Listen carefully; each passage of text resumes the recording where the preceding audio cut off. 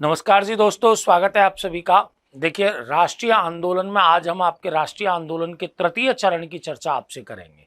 तीसरा चरण जो कि गांधी युग के नाम से जाना जाता है। किस नाम से जाना जाता है? गांधी युग के नाम से जाना जाता है। अब इस चरण में देखिएगा कि हम सबसे पहले आपकी जिनकी चर्चा करने वाले हैं, आज तो मैंने फोटो भी ले लिया है आपके यहाँ पर, महात्मा गांधी का। सबसे पहले हम आपके किन की चर्चा करेंगे? महात्मा गांधी के आरंभिक जीवन की चर्चा करेंगे। तो देखिएगा, जब हम महात्मा गांधी के आरंभिक जीवन की चर्चा करें तो आपको यह देखना होगा, क्योंकि इनसे रिलेटेड आपके सारे ही प्रश्न महत्वपूर्ण हैं।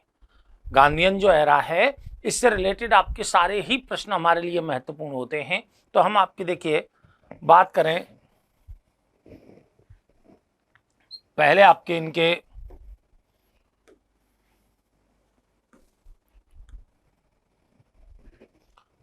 महात्मा गांधी,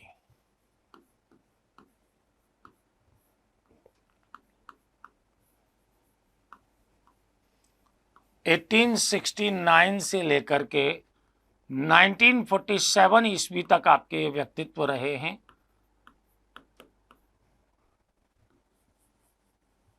जिन्हें हम आपके बहुत सारे नामों से आपके परिचित हैं महात्मा गांधी के बारे में। तो देखिएगा, हम सबसे पहले देखें कि भाई महात्मा गांधी कि भाई इनका मूल नाम क्या था। ठीक है, इनके जन्म आपके कहाँ हुआ, कब हुआ जन्म, पिता कौन थे, माता कौन थे, और आपके पत्नी कौन थी, इनकी बहन कौन थी, सारी फैमिली की हम बात करें तो देखिए, इनका मूल नाम था मोहनदास। अब चूंकि वहां पर पिताजी का लगाने की आदत है, इसलिए मोहनदास करमचंद गांधी।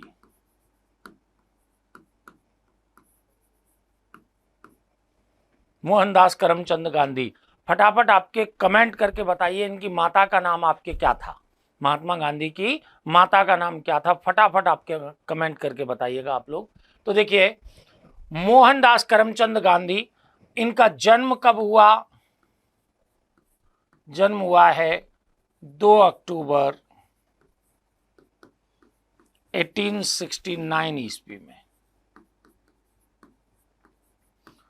कहां पर हुआ है?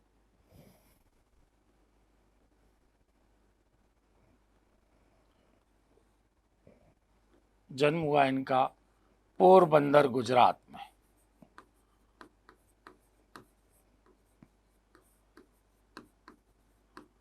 पोरबंदर गुजरात में आपके किन का जन्म हुआ है? महात्मा गांधी का आपके जन्म हुआ है। देखिएगा, मैंने कमेंट की पूछा आपसे, कमेंट करके बताया नहीं अभी तक आप लोगों ने कि भाई महात्मा गांधी की माता का नाम क्या था। तो देखिएगा, पोरबंदर गुजरात में आपके महात्मा गांधी का जन्म हुआ है। और इनके पिता का नाम आपके क्या था? करमचंद गांधी। पिता का नाम आपके क्या है? करमचंद गांधी।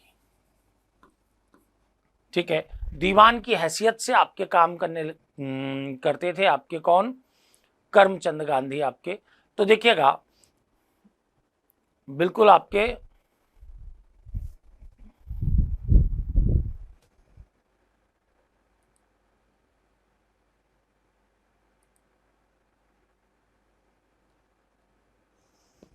बिल्कुल सही आपके आंसर दे रहे हैं आप पुतली भाई। इनकी माता का नाम है, तो देखिएगा, पिता आपके कौन है? करमचंद गांधी हैं इनके। माता आपकी कौन है? माता है पुतली बाई।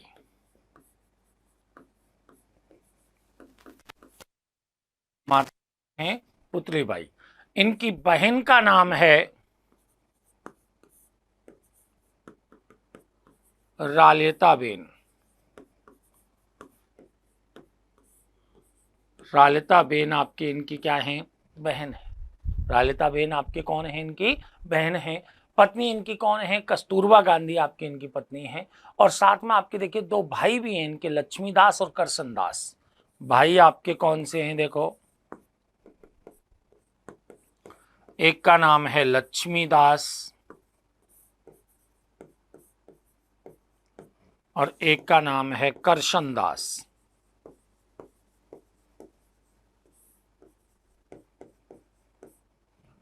ठीक है, और इनकी पत्नी के रूप में नाम आता है कस्तूरबा गांधी का।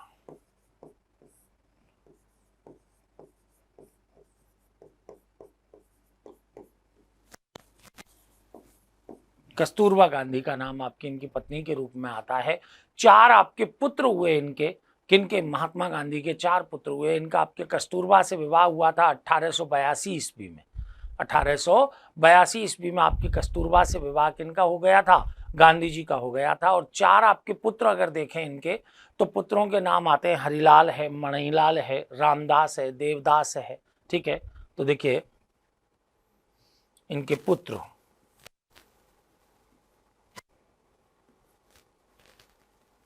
गांधी जी के और कस्तूरबा गांधी के आपके पुत्र कौन से हैं?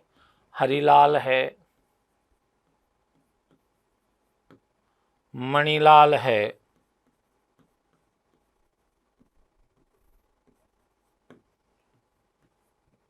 रामदास है, देवदास है। तो देवदास, रामदास, हरिलाल, मणिलाल, ये आपके किनके? गांधी जी के आपके पुत्रों में इनके नाम आते हैं। ठीक है, सेठ जमनालाल बजाज हैं कासिकाबाद सीकर राजस्थान के, वो गांधी जी के 5वें मानस पुत्र माने जाते हैं। गांधी जी के 5वें मानस पुत्र, देखिए 5वें मानस पुत्र सेठ जमनालाल बजाज।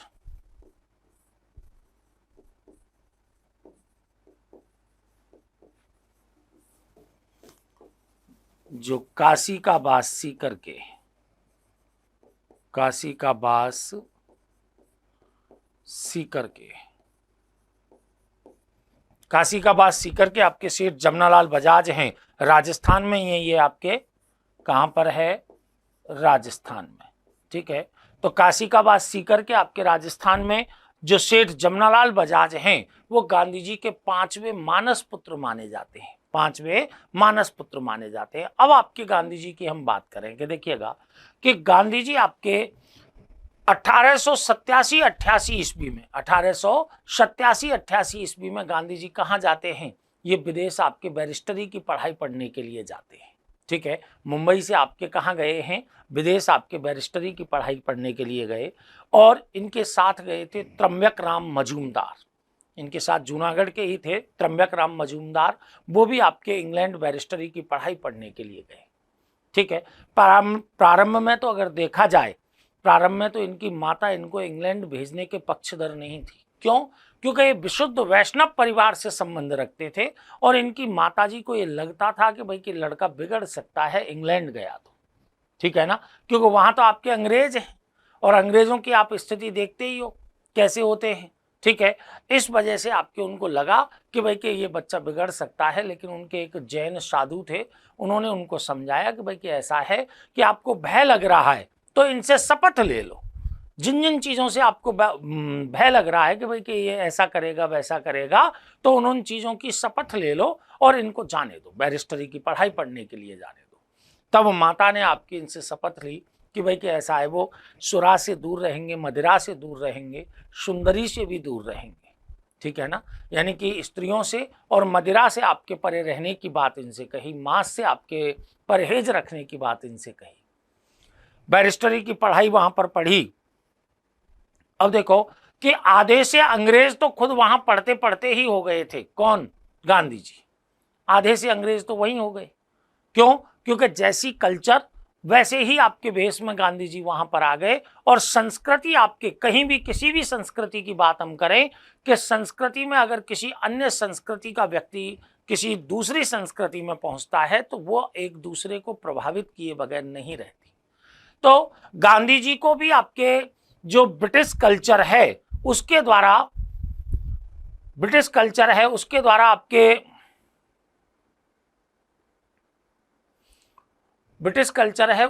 आपके प्रभावित किया गया।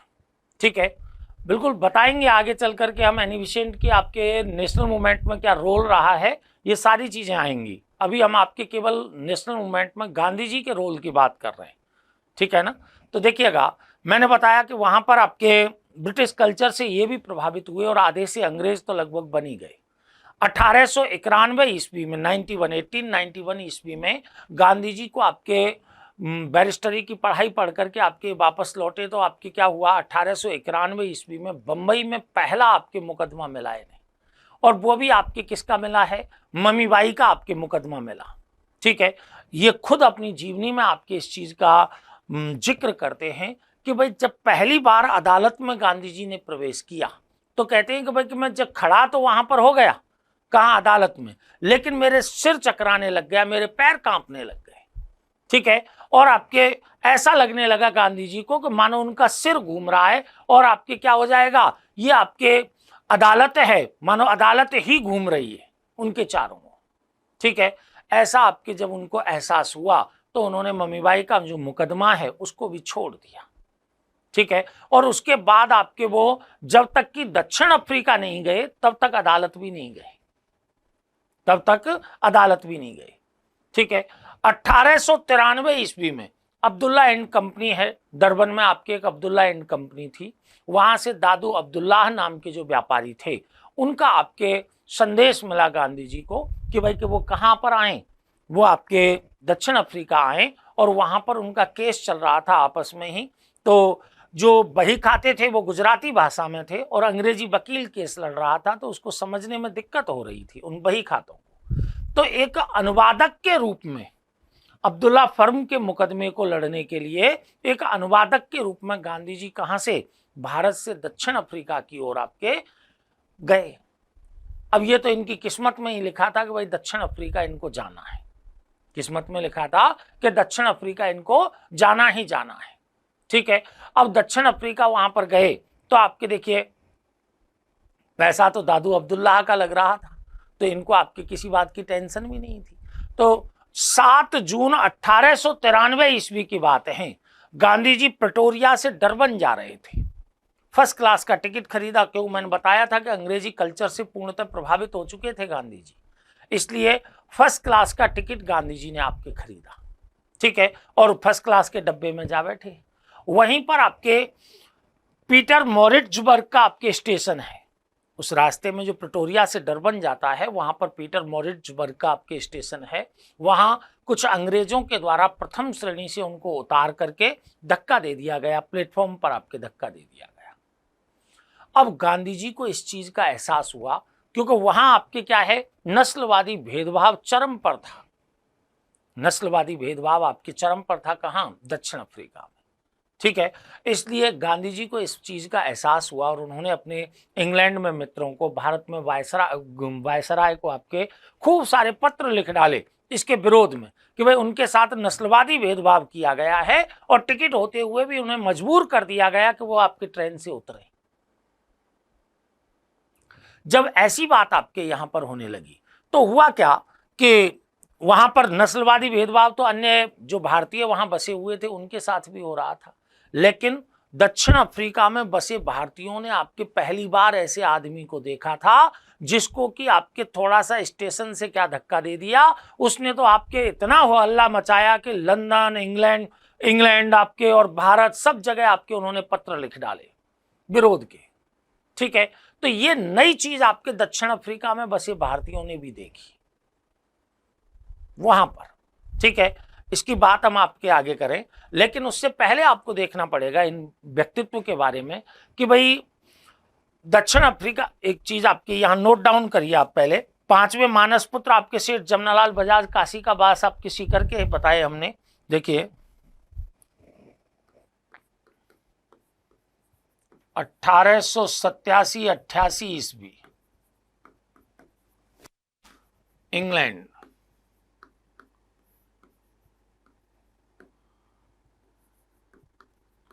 बैरिस्टरी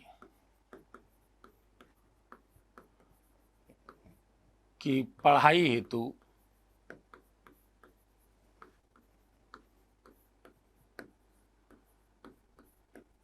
बैरिस्टरी की पढ़ाई हेतु गए और इनके साथ आपके कौन गए हैं, इनके साथ मैंने बताया आपके त्र्यंबक राम मजूमदार जो हैं वो इनके साथ आपके कहाँ जाते हैं, जूनागढ़ के थे त्र्यंबक राम। कौन थे, जूनागढ़ के। देखिए जूनागढ़ के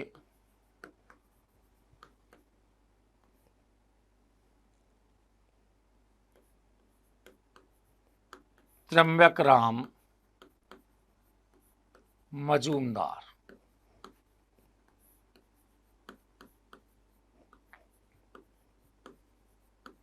इनके साथ गए थे।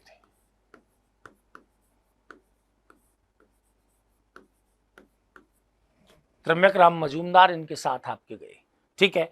अब वहां से 1891 ईस्वी तक ये बैरिस्टर बनकर के वापस लौट आते हैं। देखो 1891 ईस्वी तक पढ़ाई पूरी कर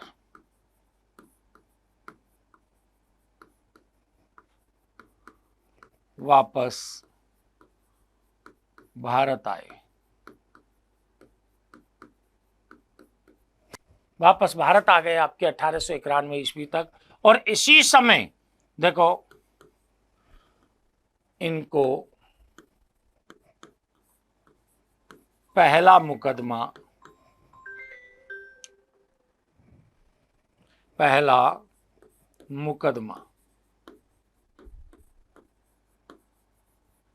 ममीबाई का मिला है। ममीबाई का आपके पहला मुकदमा मिला, और मैंने बताया कि ममीबाई का मुकदमा तो मिल गया, लेकिन इसको भी इन्होंने छोड़ दिया। इसको भी इन्होंने क्या कर दिया? छोड़ दिया। अब आपके यहां पर दो तीन तरह की बातें आती है। एक तो गांधी जी का दक्षिण अफ्रीका में प्रवास कैसा रहा, ठीक है ना। दक्षिण अफ्रीकी प्रवास के साथ आपके इनके जो और आंदोलन संबंधी आपके अनुभव हैं दक्षिण अफ्रीका के, वो आपके कैसे रहे। एक प्रश्न आपके ये भी आता है कि भाई कि गांधी जी के द्वारा जो कि दक्षिण अफ्रीका में जो गांधी जी मदद करने के लिए भारतीयों की गए थे, कि भाई दक्षिण अफ्रीका में भारतीय क्या कर रहे थे, ठीक है। तो आपको यह देखना पड़ेगा कि गिरमिटिया मजदूर हुआ करते थे। क्या था? क्या गन्ने के बागान मालिक थे। अब गन्ने की फसल आपकी, इसकी कौटिल्य ने भी आलोचना की है अर्थशास्त्र में, कहा कि ये महंगी होती है और श्रम साध्य होती है, ठीक है। अगर सस्ता श्रम उपलब्ध हो जाए तो फायदा भी करती है। तो भारत में सस्ता श्रम अवेलेबल था, तो यहां से अंग्रेज बागान मालिकों ने क्या किया, बड़े बड़े बॉन्ड आपके मजदूरों के साथ किए और उन मजदूरों को ले गए वहां पर दक्षिण अफ्रीका। अब मजदूरों को ले गए, ये मजदूर कहलाए गिरमिटिया मजदूर, गिरमिटिया मजदूर कहलाए। अब जैसे ही बड़ी संख्या में मजदूरों का दक्षिण अफ्रीका प्रवास हुआ, वैसे ही आपके क्या हुआ कि यहाँ के जो व्यापारी हैं, व्यापारी वर्ग है, वो भी आपके उनके पीछे पीछे, क्योंकि उन मजदूरों की आवश्यकताओं की पूर्ति कौन करेगा? कि यहाँ के व्यापारी करेंगे। तो वो भी आपके पीछे पीछे उनके वहां चले गए। उन्हीं व्यापारियों में एक थे दादू अब्दुल्ला, जिनकी मदद करने के लिए गांधी जी दक्षिण अफ्रीका के लिए जाते हैं, ठीक है ना। तो देखिए गांधी जी का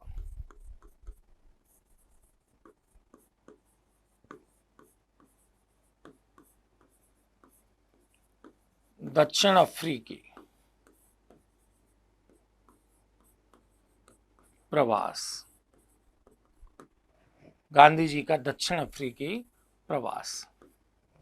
देखो दो चार घटनाक्रम, क्योंकि हमको इससे ज्यादा लेना देना नहीं है, तो यहाँ पर जो मेजर मेजर घटनाक्रम घटित हुए हैं उन्हीं की चर्चा हम आपसे करेंगे और सीधा आपके भारत ही लेकर के आएंगे गांधी जी को, ठीक है। तो यहाँ पर देखिए 1893 ईस्वी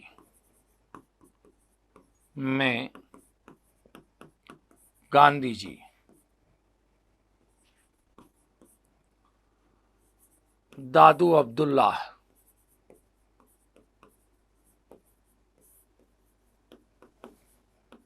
नामक व्यापारी,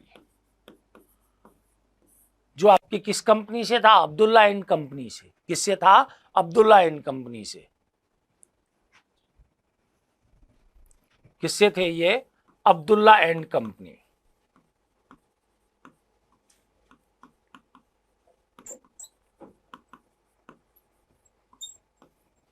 दादू अब्दुल्ला नामक व्यापारी की कानूनी मदद करने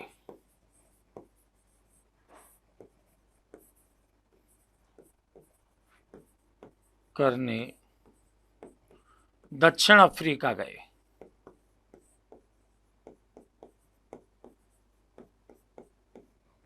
ठीक है।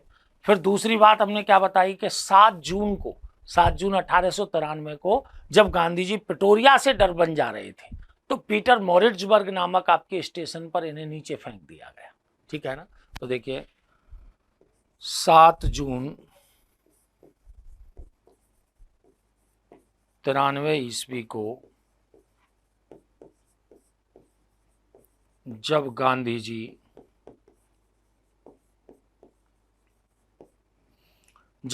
जी कहां पर, प्रिटोरिया से डरबन जा रहे थे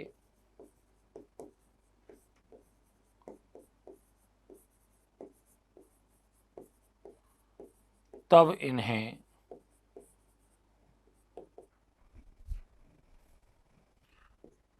पीटर मॉरिट्जबर्ग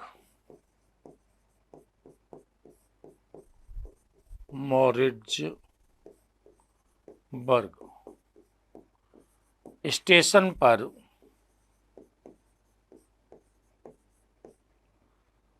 प्रथम श्रेणी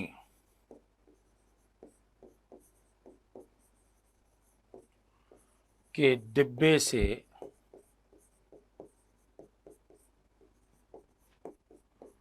निकाल दिया गया।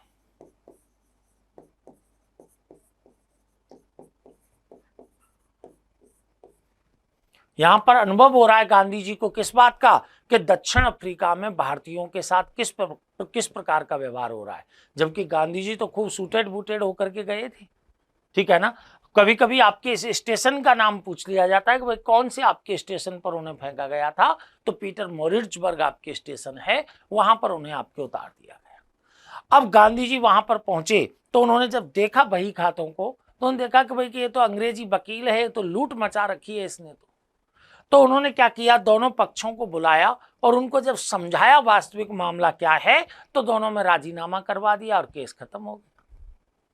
केस खत्म हो गया तो गांधी जी का दक्षिण अफ्रीका में काम खत्म हो गया। ठीक है। लेकिन जब गांधी जी लौटने लगे, मैंने अभी आपको क्या बताया कि गांधी जी जब आपके दक्षिण अफ्रीका गए तो उन्होंने आपके स्टेशन पर फेंकने की एवज में 20 पत्र लिख दिए थे अपने मित्रों को, ना गवर्नर जनरल को, सभी को। तो वहां के जो भारतीय थे उनको भी आशा बन गई थी इनसे कि भाई ये तगड़ा आदमी आया है और ये हमारे लिए भी कुछ काम कर सकता है। उसी समय जो वहां पर आपके जो लोकल भारतीय आपके रह रहे थे उनको मताधिकार से वंचित कर दिया गया। किससे वंचित कर दिया गया? मताधिकार से आपके वंचित कर दिया गया। जब मताधिकार से वंचित किया तो आपके गांधी जी ने आपके, और वो सभी आकर के गांधी जी से आकर के मिले, उनसे कहा कि भाई कि ऐसा है महाराज, 2-4 पत्र अब हमारे लिए भी लिख दो, क्योंकि आपके इन्होंने क्या किया है, हमको मताधिकार से वंचित कर दिया है। ठीक है। तो एक वकील के तौर पर जो गांधी जी दक्षिण अफ्रीका पहुंचे, ठीक है, वो आपके दक्षिण अफ्रीका में भारतीयों के साथ हो रहे भेदभावों के विरुद्ध आपके अंग्रेजों से लड़ने के लिए तैयार हो गए वहां पर। ठीक है। और इनके द्वारा यहां पर देखो, पहले तो उदारवादी नीतियों का ही अनुसरण किया गया गांधी जी के द्वारा। प्रारंभ में आपके किसका? उदारवादी नीतियों का अनुसरण किया। लेकिन 1894 ईस्वी में गांधी जी को यह एहसास हो गया कि भाई उदारवादी नीतियों से कुछ नहीं होना जाना। ठीक है। इनके लिए तो आपके सत्याग्रह करना पड़ेगा। क्या करना पड़ेगा? सत्याग्रह करना पड़ेगा। तो सत्याग्रह शब्द का पहली बार प्रयोग गांधी जी ने कहां पर किया है? दक्षिण अफ्रीका में ही किया। ठीक है। तो यहां पर आपके हम बताएं आपको कि भाई 1894 ईस्वी में गांधी जी ने दक्षिण अफ्रीका में नाटाल कांग्रेस की स्थापना कर दी। ठीक है ना। किसकी स्थापना कर दी? नाटाल कांग्रेस की स्थापना कर दी। और यहीं पर इंडियन ओपिनियन नामक एक समाचार पत्र का भी संपादन किया है। ठीक है। तो देखिए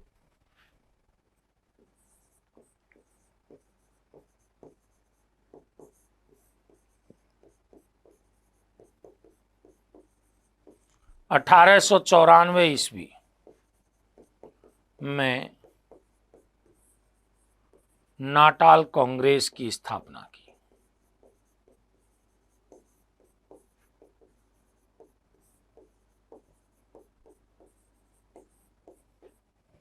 नाटाल कांग्रेस की स्थापना 1894 में की है। इन्हीं के द्वारा आपके कहां पर, डरबन में, सेठ रुस्तम जी के सहयोग से आपके फिनिक्स आश्रम की भी स्थापना की गई। ठीक है, देखो डरबन में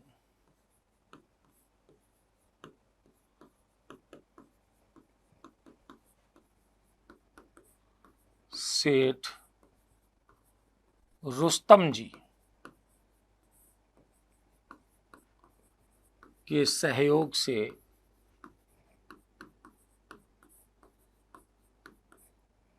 सेठ रुस्तम जी के सहयोग से किसकी स्थापना की?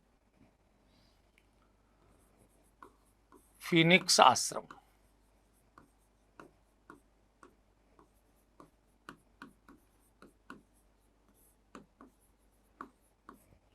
फिनिक्स आश्रम की स्थापना की। सेठ रुस्तम जी के सहयोग से आपके फिनिक्स आश्रम की स्थापना इनके द्वारा कर दी गई। कहां पर की गई है? डरबन में। सहयोगी कौन हुए हैं आपके? सेठ रुस्तम जी आपके इनके सहयोगी के रूप में रहे। ठीक है, फिर इन्होंने क्या किया कि जोहान्सबर्ग, जो ट्रांसवेल के नाम से भी जाना जाता है, जोहान्सबर्ग में आपके एक जर्मन वास्तुविद मित्र थे इनके, कैलेनबॉग की मदद से सत्याग्रहियों के पुनर्वास हेतु इनके द्वारा आपके किसका, एक टॉलस्टॉय फार्म की स्थापना की गई। किसकी स्थापना की गई है? टॉलस्टॉय फार्म की स्थापना की गई है। तो देखिए जोहान्सबर्ग,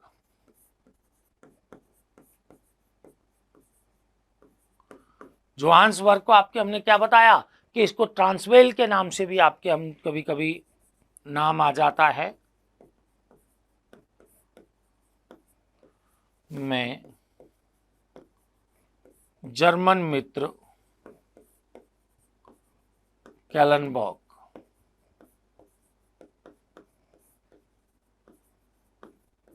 की मदद से सत्याग्रहियों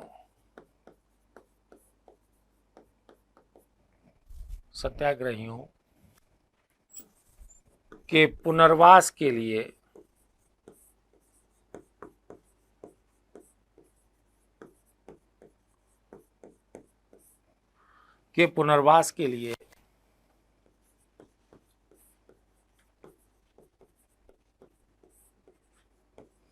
टॉलस्टॉय फार्म की स्थापना की।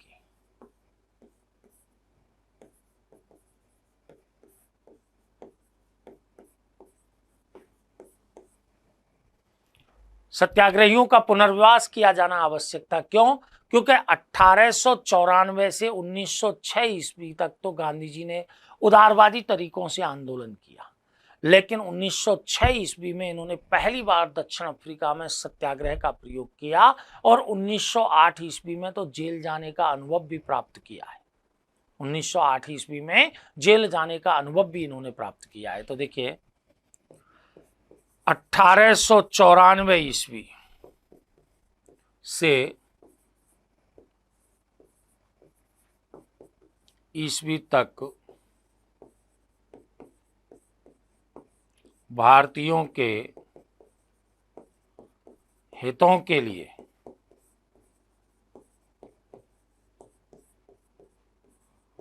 दक्षिण अफ्रीका में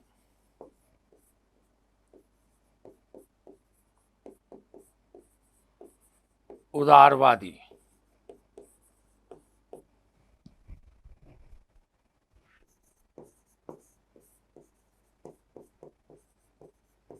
तरीकों से कार्य किया। उदारवादी तरीकों से कार्य किया, लेकिन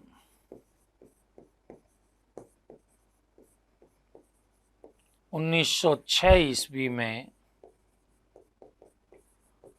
सत्याग्रह को अपनाया।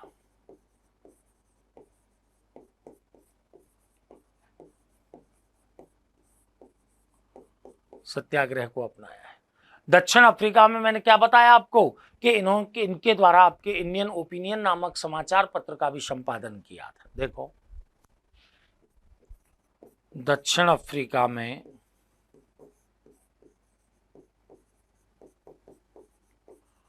रहते हुए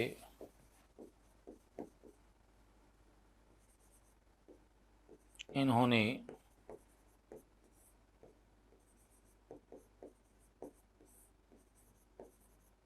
इंडियन ओपिनियन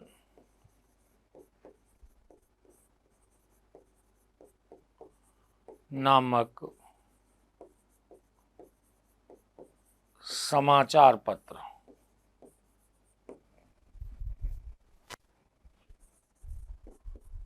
का भी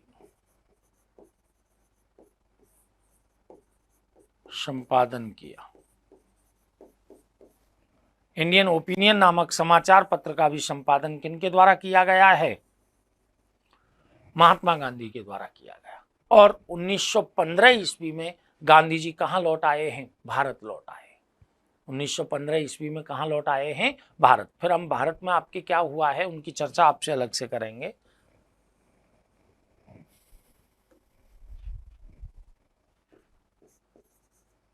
उन्नीस 1915 ईस्वी में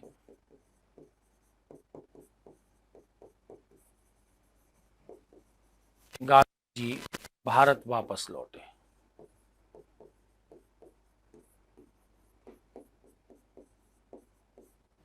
ठीक है, ये बात हमने बताई अभी तक आपके दक्षिण अफ्रीका में जो गांधी जी के द्वारा पॉलिसियों का अनुसरण किया गया था कि भाई कि किस प्रकार से कार्य कर रहे हैं। 1908 में जेल जाने का अनुभव भी इन्होंने ले लिया था। जब आपके यहाँ से अब देखो एक घटना बड़ी आपके दिलचस्प घटित होती है, हालांकि आगे हम आपके उल्लेख करेंगे। सबसे पहले आपके एक चीज देखिए कि गांधी जी को इतना अध्ययन आपके किए जाने का मूल कारण क्या है? एक तो राष्ट्रीय आंदोलन के आधार स्तंभ रहे हैं गांधी जी। ठीक है, तो राष्ट्रीय आंदोलन कोई व्यक्तिगत प्रयास नहीं है। ठीक है, यह चीज आपको स्पष्ट रखनी है कि राष्ट्रीय आंदोलन कोई व्यक्तिगत प्रयास नहीं है गांधी जी का, वो सामूहिक प्रयास है। बहुत सारे आपके नेता जुड़े हुए हैं, क्रांतिकारी जुड़े हुए हैं, वामपंथी जुड़े हुए हैं। हम किसी के भी योगदान को आपके नकार नहीं सकते राष्ट्रीय आंदोलन में, यहां तक कि मोहम्मद अली जिन्ना के योगदान को भी नहीं नकार सकते। ठीक है ना, तो सभी का अपना अपना योगदान है। क्रांतिकारियों का अपना है, उदारवादियों का अपना है, उग्रवादियों का अपना है, गांधी जी का अपना है, और गांधी समर्थक जो नेता हैं उनका भी अपना योगदान है। ठीक है, लेकिन फिर भी हमारे सिलेबस में कांस्टेबल से लेके आपके आईएएस तक गांधी जी का जो ये टॉपिक है नेशनल मूवमेंट या रोल ऑफ गांधी ड्यूरिंग आपके नेशनल मूवमेंट, ठीक है ना, इन नेशनल मूवमेंट आपके ये टॉपिक है, हमेशा प्रत्येक एग्जाम में हमको देखने को मिलता है। यहां हमको जाननी है गांधी जी की पॉलिसियां। गांधी जी की पॉलिसियां, ऐसा क्या किया गांधी जी ने?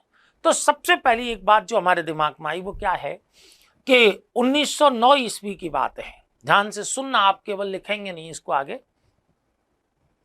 कि 1909 ईस्वी की बात है। गांधी जी आपके दक्षिण अफ्रीका से कहां गए? इंग्लैंड गए। दक्षिण अफ्रीका से इंग्लैंड गए। हालांकि आपके देखिए 1906 ईस्वी में ही इन्होंने सत्याग्रह शब्द का प्रयोग कर लिया था।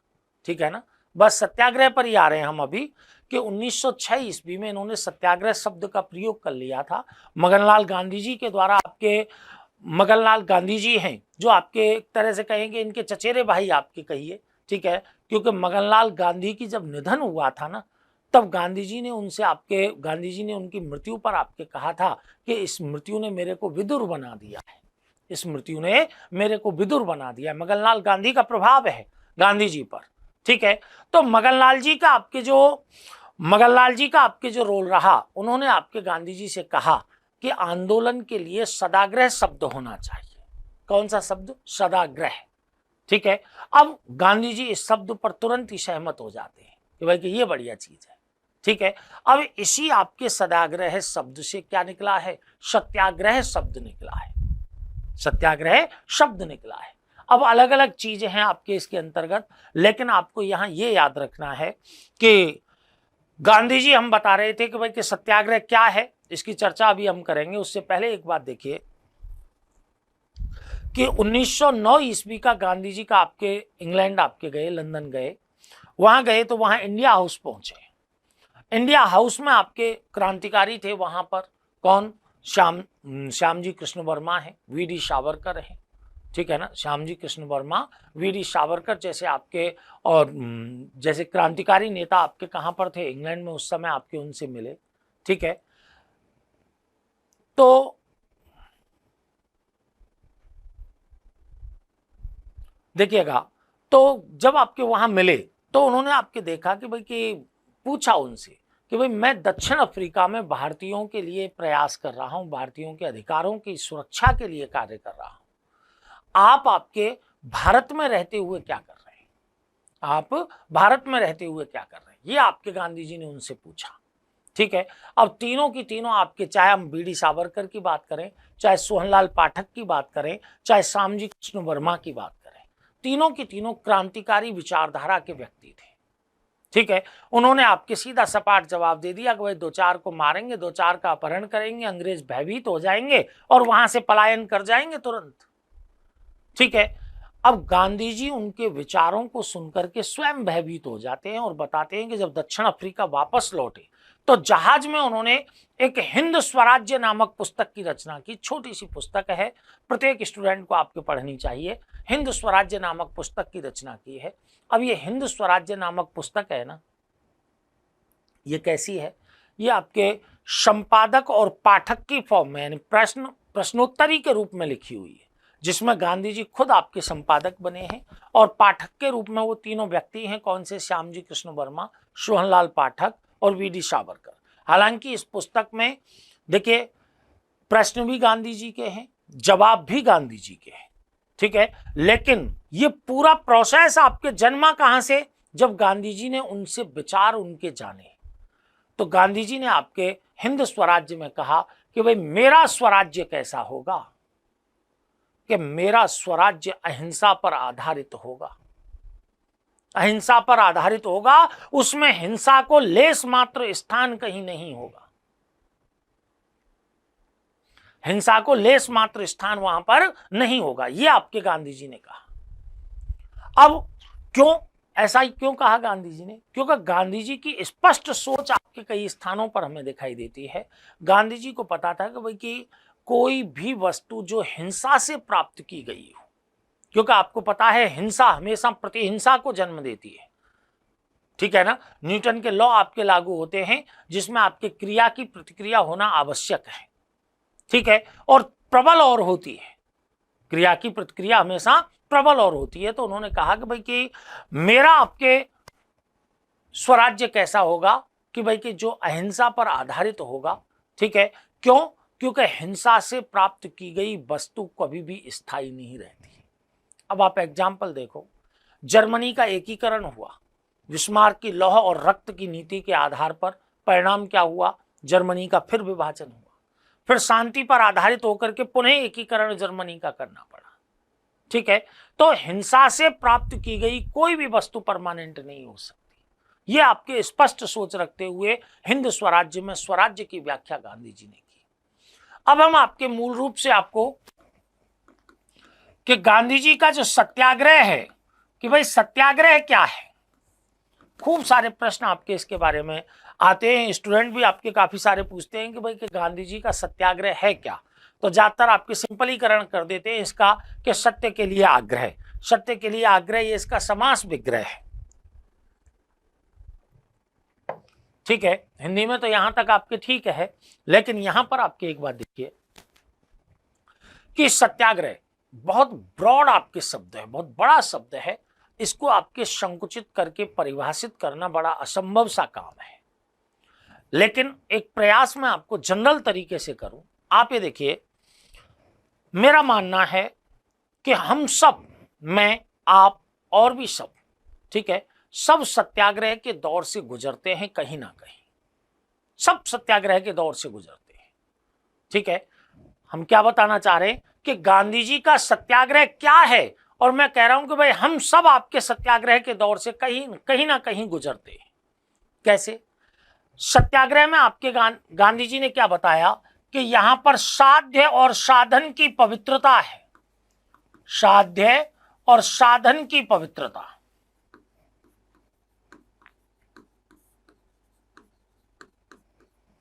साध्य और साधन की पवित्रता से तात्पर्य क्या है कि साध्य आप क्या प्राप्त करना चाह रहे हैं, और साधन के किस माध्यम से प्राप्त करना चाह रहे हैं, ये दोनों ही पवित्र होने चाहिए।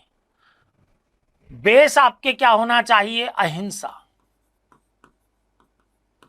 बेस क्या होना चाहिए इसका, अहिंसा होना चाहिए। ठीक है, कि अहिंसक तरीके से अपने साध्य को प्राप्त करना है, और साधन कैसा होना चाहिए, पवित्र होना चाहिए। ठीक है, अब आपके देखिए हम यहां पर कहें कि भाई कि साध्य और साधन दोनों पवित्र और अहिंसात्मक तरीका होना चाहिए। अब आपके दिमाग में कि भाई कि हमने कब सत्याग्रह कर दिया, हम तो गांधी जी को ही पढ़ते आ रहे हैं। तो आप एक बात देखिएगा कि एक छोटा बच्चा है एक्स, मान लीजिए कोई भी XYZ आपके छोटा बच्चा है। छोटे बच्चे ने आपके पिताजी से अपने पिताजी से डिमांड की, क्योंकि आपको पता है हमारे ग्रामीण क्षेत्र के जो पिताजी हैं वो स्वभाव से निरंकुश होते हैं। ठीक है ना, समझाने की लैंग्वेज उन पर नहीं आती। स्वभाव से कैसे होते हैं, निरंकुश होते हैं, और संतान को दंडित करने की समस्त शक्तियां उनके हाथ में केंद्रित रहती हैं। गांव के जो हमारे पिताजी हैं, ग्रामीण परिवेश के, जो वैदिक कल्चर में आप पढ़ते आ रहे हैं ना, वही आपकी स्थिति हमारे पिताजी की है। ठीक है, तो यहां मैंने बताया कि बच्चे ने अपने पिताजी से साइकिल की डिमांड की कि मेरे को साइकिल चाहिए रे।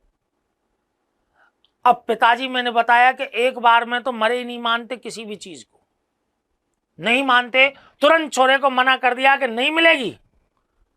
अब इस बच्चे के सामने दो तरीके,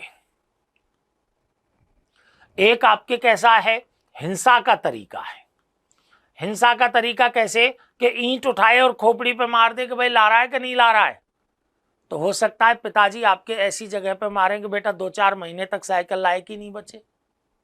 ठीक है, बच्चे ने हिंसा का मार्ग नहीं अपनाया, क्योंकि सत्याग्रह में क्या है, प्रबल अहिंसा है। ठीक है, उपवास है, सबने अवज्ञा है, आमरण अनशन है, भूख हड़ताल है, ये सब इसके औजार हैं। ठीक है, तो यहां बच्चे ने आपके अहिंसा का अनुसरण किया और पिताजी को धमकी दी। किस बात की धमकी दी, कि देख अगर तू साइकिल नहीं लाया ना तो मैं खाना नहीं खाऊंगा, देख लेना। पिताजी को धमकी दे दी कि तू साइकिल नहीं लाया तो मैं खाना नहीं खाऊंगा। अब फिर दो रास्ते हैं आपके, यहां भूख हड़ताल की धमकी दे दी, भूख हड़ताल पर चला गया बच्चा। अब बच्चे के सामने फिर दो रास्ते कौन से, कि एक तो जाकर के मैं भाई खाना नहीं खाऊंगा और जाकर के कहीं कोप भवन में जाके बैठ जाए, कमरे में जाकर के अंदर से बंद करके बैठ जाए। ये पिताजी तो बिजी आदमी है, खेतों पे निकल गए तो शाम को ही आएंगे, पता ही नहीं लगा कि छोरा भूखा है कि नहीं है। ठीक है, छोरे ने ऐसा काम नहीं किया, क्यों, क्योंकि ये निष्क्रिय प्रतिरोध है, जबकि सत्याग्रह किसका नाम है, सक्रिय प्रतिरोध है। सत्याग्रह तो कैसा है, सक्रिय प्रतिरोध है। ठीक है, अब बच्चे की टेक्निक आपने देखी होगी कि मान लीजिए इस बच्चे को इस कमरे में काम है, ठीक है, और यहां पर बैठे हैं पिताजी। ठीक है, तो आप देखना बच्चा डायरेक्ट यहां जा सकता है, लेकिन जाएगा नहीं, यूं जाएगा, यूं घूम के आएगा पिताजी के सामने से, गिलास उठा के जोर से मारेगा और फिर यूं ही आएगा, और जब तक 10 चक्कर नहीं दे देगा तब तक बच्चे को शांति नहीं मिलेगी। कर क्या रहा है भाई, ये ऐसे क्यों घूम रहा है बार बार पिताजी के सामने। ये बच्चा अपने विरोधी कौन है, पिताजी, क्योंकि ये उसका साध्य नहीं लेके आ रहे, साइकिल नहीं लेके आ रहे, अपने विरोधी को बार बार ये प्रदर्शित कर रहे हैं कि तू एक ऐसा व्यक्ति है जिसके कारण मैं अब तक भूखा हूं, अगर तू साइकिल ला दे तो मैं खाना खा लूं। बार बार इसको, और फिर देखना पिताजी हर बार जब उसे देखते हैं तो पुराने सारे वक्तव्य स्मरण हो जाते हैं, ठीक है, तो पिताजी ने आपके शाम को साइकिल ले आते हैं पिताजी और छोरा खाना खा लेता है। ठीक है, अब हम इसे परिभाषित करें, शब्दों में आपके ढालें, इसको प्रयास कर रहे हैं, क्योंकि मैंने आपको पहले ही बता दिया कि सत्याग्रह को परिभाषित करना कोई आम चीज नहीं है, बहुत ब्रॉड शब्द है अपने आप में। ठीक है ना, तो यहां आपके गांधी परिभाषित करें तो आपके देखिएगा कि साध्य और साधन को पवित्र रखते हुए, साध्य और साधन को पवित्र रखते हुए पूर्णतः अहिंसक तरीके से, पूर्णतः अहिंसक तरीके से स्वयं को कष्ट देकर भूख हड़ताल की, खुद को ही तो कष्ट दिया, भूखा रहा, ठीक है ना, स्वयं को कष्ट देकर अपने विरोधी का हृदय परिवर्तित कर देना। विरोधी कौन है? पिताजी। यहां पर कौन है विरोधी? अंग्रेज। अपने विरोधी का हृदय परिवर्तित कर देना ही सत्याग्रह है। और इस संपूर्ण प्रोसेस में ईश्वर आपके कार्यों का साक्षी है। यह नहीं है कि पिताजी से तो कह रहे भूख हड़ताल पे हूं और किचन में जाकर के आपके दबा गए रोटी, वो नहीं चलेगा, ठीक है ना। ईश्वर आपके कार्यों का साक्षी रहेगा, वो सबसे महत्वपूर्ण है। ये आपके सत्याग्रह का एक आपके हथकंडा है। अब इसमें भूख हड़ताल है, इसमें आमरण अनशन है, इसमें असहयोग है, इसमें सबने अवज्ञा है, सारी चीजें आपके शामिल हैं, ठीक है। कुछ जनरल विवाद आपके देखे होंगे आपने, क्योंकि गांधी जी के बारे में बहुत सारे स्टेटमेंट आए, ठीक है। बहुत सारे आपके सोशल मीडिया पर नकारात्मक वक्तव्य में भी देखता रहता हूं, लेकिन उनमें आपके कुछ एक जनरल पॉइंट आउट आपकी बातें मैंने की। जनरल आपकी बातें जो पॉइंट आउट की हैं, उन बातों में आप ये देखेंगे कि भाई कौन सी ऐसी बातें हैं कि भाई कि कुछ लोग कहते हैं, कुछ स्टूडेंट आपके कहते हैं कि भाई कि गांधी जी नहीं होते तो हम 1921 में ही आजाद हो जाते, असहयोग के समय ही, ठीक है। अब क्या ऐसा संभव था? गांधी जी का चौरा चौरी कांड के पश्चात आपके असहयोग आंदोलन को वापस लेना कहां तक उचित था? ये आपके कई सारे बिंदु विवाद के विषय बन जाते हैं। भगत सिंह, सुखदेव और राजगुरु को जो आपके फांसी मिली, उसमें गांधी जी ने हस्तक्षेप नहीं किया, वो अपने आप में एक विवाद का विषय बन जाता है, ठीक है। अब इन चीजों से हम कैसे उभरे? हम क्यों आपके एक दूसरे पक्ष पर, जो कि हमारे लिए तो भगत सिंह भी हीरो हैं और हमारे लिए आपके कौन गांधी जी भी हीरो हैं, दोनों ही हीरो हैं हमारे लिए, ठीक है। अब हमारे लिए जब दोनों ही हीरो हैं तो हम आपके किसी भी व्यक्तित्व पर छींटाकसी नहीं करें, ठीक है। वहां पर गहराई में जाकर के देखें कि भाई उस समय विशेष की परिस्थितियां कैसी रही हैं। आप वर्तमान में के संदर्भ में अगर निर्णय लेंगे तो इतिहास में कहीं ना कहीं आप गलती पाएंगे। आप उन्हीं परिस्थितियों में जाकर के सोचें तो आपको कहीं ना कहीं सत्य का अंश दिखाई देगा, ठीक है। अब जैसे मैं एक बात करूं कि आंदोलन के संदर्भ में गांधी जी क्या सोचते हैं। जन आंदोलन,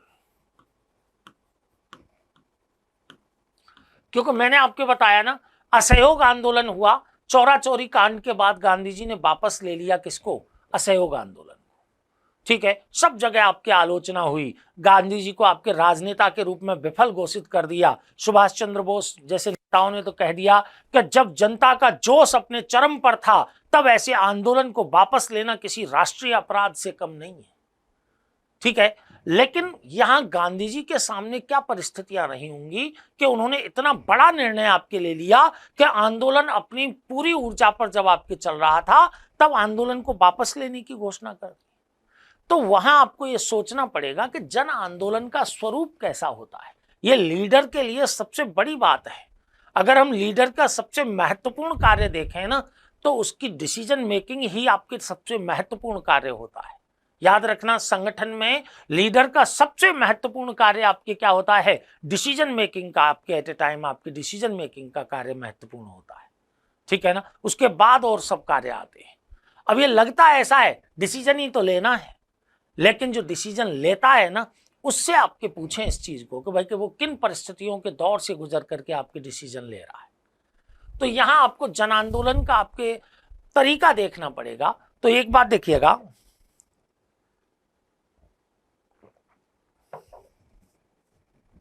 यहां आपको यह देखना पड़ेगा कि गांधी जी की एक स्पष्ट सोच है कि कोई भी जन आंदोलन लंबे समय तक नहीं चलाया जा सकता। जनता की आंदोलन करने की एक निश्चित क्षमता और निश्चित सीमा होती है, ज्यादा लंबे समय तक उसको नहीं खींचा जा सकता। गांधी जी ने असहयोग आंदोलन के समय यह स्पष्ट कर दिया था कि अगर पूर्ण असहयोग का अनुसरण किया गया तो 1 साल में स्वतंत्र करा दूंगा, और वो 1 साल खत्म हो गई। खत्म हो गई, स्वतंत्रता नहीं मिली, जन आंदोलन आपके चल ही रहा है अचानक, और गांधी जी आपके यहां से बगल होने का रास्ता भी देखने लग गए, ठीक है। और किस्मत से उसी समय चौरा चौरी कांड हो गया, गांधी जी ने वापस ले लिया, क्योंकि गांधी जी कह रहे हैं कि जन आंदोलन एक लंबी अवधि तक नहीं चलाया जा सकता, क्योंकि जनता की आंदोलन करने की एक निश्चित क्षमता होती है, ठीक है।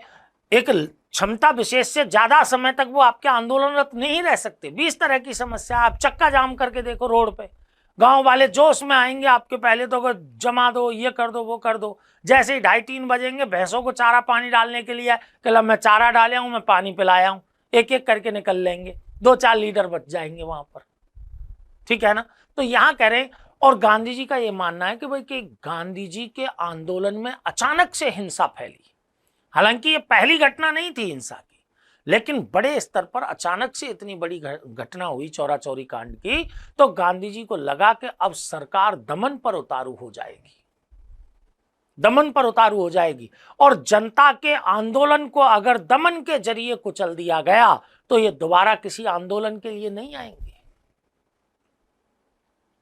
मैं ही आपसे कल को कहूं कि भाई कि ऐसा है, चलो रे विधानसभा को घेराव कर लेते हैं, कि भाई कि आंदोलन कर लेते हैं, ठीक है, आप चल भी देंगे, वहां ले गया। अब विधानसभा तो आपके किसी भी राज्य की आपके शान होती है, वहां जाकर के आप ऐसा प्रदर्शन करेंगे तो पुलिस तो दमन करेगी और पिटवा लाया तुमको, ठीक है।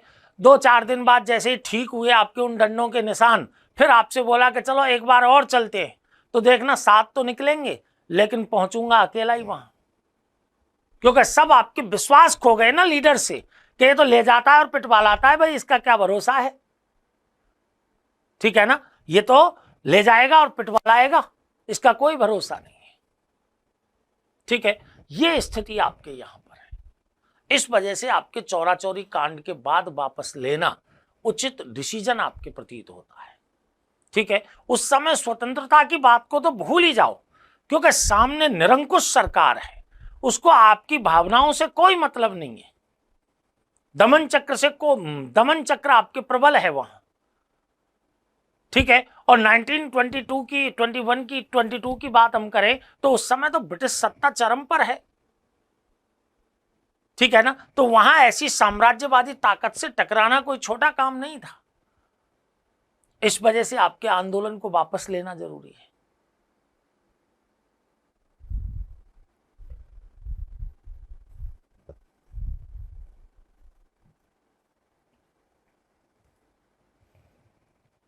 बिल्कुल, आपके डिसीजन लेना आपके बहुत बड़ा काम होता है।